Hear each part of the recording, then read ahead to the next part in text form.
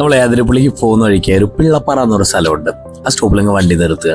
Just മുന്നോട്ട് പോകുമ്പോൾ ഇടതുവശത്തായിട്ടൊരു വഴിയുണ്ട്. വഴി നേരെ പോകുക അമ്പലത്തിന് തൊട്ടിപ്പുറയായിട്ട്. നടന്ന് മുന്നോട്ട് പോകുമ്പോൾ റൈറ്റ് സൈഡിലായിട്ടൊരു കുഞ്ഞി കാട്. ഇതുപോലെ കാട്ടിലേക്ക് മുന്നോട്ട് പോയി കഴിയുമ്പോൾ വിശാലമായ മനോഹരമായ പിള്ളപ്പാറ വെള്ളച്ചാട്ടമല്ല ശരിക്കും പറയുക, ചെറിയൊരു ഒഴുകുന്നൊരു തോട് പോലത്തെ ഒരു സ്ഥലമാണ്. പക്ഷേ ഫാമിലി ആയിട്ടൊക്കെ പോകുമ്പോഴും കുളിക്കാനും ഒക്കെ പോകുമ്പോൾ സേഫായിട്ട് സ്ഥലം, വൈൽഡ് ആനിമൽസിന് ഇഷ്യൂസ് ഒന്നുമില്ല. അതുപോലെ തന്നെ എന്താണ് ആഴം പ്രശ്നങ്ങളോ കാര്യങ്ങളൊന്നുമില്ല. അധികം ആളുകൾ പോയിട്ടില്ലാത്തതുകൊണ്ട് വൃത്തികേടുകളൊന്നും ആയിട്ടില്ല. ധൈര്യം എവിടെയെങ്കിലും പോകാം. നമ്മുടെ കമ്പനിക്കാരൊക്കെ കൂടെ ഉണ്ടായിരുന്നു കേട്ടോ. സംഭവം നല്ല ചില്ലായിരുന്നു, അടിപൊളി. അതുപോലെ തന്നെ പോകുമ്പോൾ എപ്പോഴും ശ്രദ്ധിക്കുക, നമ്മളൊരു കാടിൻ്റെ ഭാഗമായിട്ടൊക്കെ പോവാണ്, പ്ലാസ്റ്റിക് കാര്യങ്ങളൊന്നും നമ്മളോട് ഇടരുത്.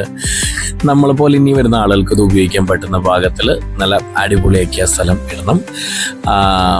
അപ്പോൾ സ്ഥലം എന്തായാലും മിസ് ചെയ്യേണ്ട. പിള്ളപ്പാറ അമ്പലത്തിന് തൊട്ട് ഫ്രണ്ടിലേക്ക്.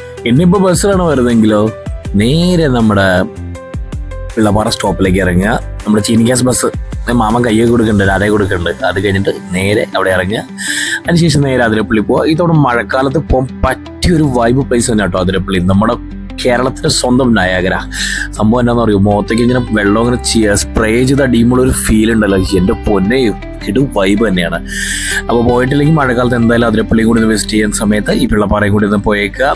കിടനാവട്ടെ പിന്നത്തെ യാത്ര. അപ്പോൾ നെക്സ്റ്റ് അടുത്ത വീഡിയോയിലേക്ക് നമുക്ക് കാണാം. താങ്ക്